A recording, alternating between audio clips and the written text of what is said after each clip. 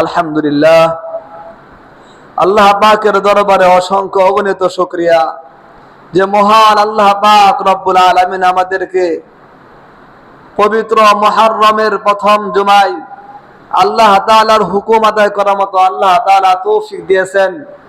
এর জন্য আমরা সকলেই দিল থেকে শুকরিয়া আদায় করি, বলি আলহামদুলিল্লাহ। আল্লাহ পাক রব্বুল আলামিন আমাদেরকে দুনিয়াতে পাঠাইছেন একমাত্র তার গোলামি করার জন্য। আল্লাহ পাক রব্বুল আলামিন অন্য আয়াতে বলতেছেন, ওয়ামা খালাকাতুল জিন্না ওয়াল ইনসা ইল্লা লিয়াবুদুন, যে আমি দুনিয়াতে মানুষ জাতি এবং জিন জাতিকে তৈরি করেছি, সৃষ্টি করেছি একমাত্র আমার ইবাদত করার জন্য। আল্লাহ পাক রব্বুল আলামিন আমাদেরকে তার গোলামি করার জন্যই বানাইছেন, তার হুকুম মতো জীবন যাপন করার জন্যই আল্লাহ তাআলা বানাইছেন।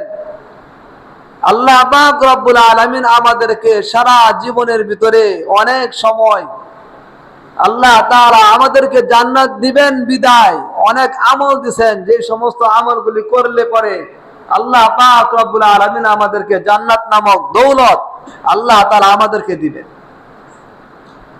এজন্য আল্লাহ পাক রব্বুল আলামিন এরকম ভাবে আমল করার জন্য সমস্ত ইসলামের যত আমল আছে, ইসলাম ধর্মের যে সমস্ত আমল আছে, সমস্ত আমলগুলি আরবি মাস হিসাবে, আরবি তারিখ হিসাবে করা হয়, আরবি মাস হিসাবে করা হয়, আরবি তারিখ হিসাবে করা হয়। যে আমরা যে সমস্ত আমল করি এই সমস্ত আমলগুলি আরবি মাস অনুযায়ী আরবি গণনা হিসাবে আমরা করে থাকি। যেরকম রমজান মাসে রোজা রাখি আমরা, আরবি মাস রমজান মাস এই হিসাবে আমরা রমজান মাসে রোজা রাখি। আমরা হজ করতে যাই তো আরবি মাস জিলহজ মাস, জিলহজ মাসে আমরা হজ করি। এই সমস্ত আমলগুলি আমরা আরবি মাস দেখে, আরবি মাসগুলি গণনা করে আমরা কি করি, আমলগুলি বেশি করার চেষ্টা করি, বেশি বেশি আমরা করি। আল্লাহ পাক রব্বুল আলামিন এই দুনিয়াতে আমাদেরকে পাঠাইছেন এবং আল্লাহ তাআলা নিজেই বলে দিয়েছেন, আমি তোমাদেরকে মাস হিসাবে 12টা মাস দিয়েছি, মাস হিসাবে 12টা মাস আমি তোমাদেরকে দিয়েছি। আল্লাহ তাআলা বলেন, ইন্না ইদ্দাতাশ শুহুরি ইনদাল্লাহি 12 শাহরা।